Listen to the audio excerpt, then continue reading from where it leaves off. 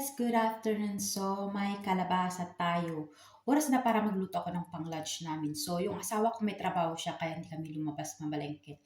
Then, yung mga anak ko naglalaro sila sa sala. So, kailangan ko na mag-prepare ng pang-lunch para pag uwi ng asawa ko, lalabas kami mamamalengke. Then, after that, ipapasyal yung anak ko. So, itong pang-lunch namin, itong kalabasa, igigisa, yung may karne natin, yung karne natin, igigisa ko siya sa kaloka.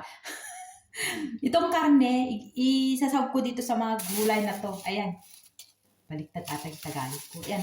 So, may kalabasa ako. And then, itong karne ng baka, igigisa ko siya. Ayan. Nagkanda, ano na yung sasabihin natin.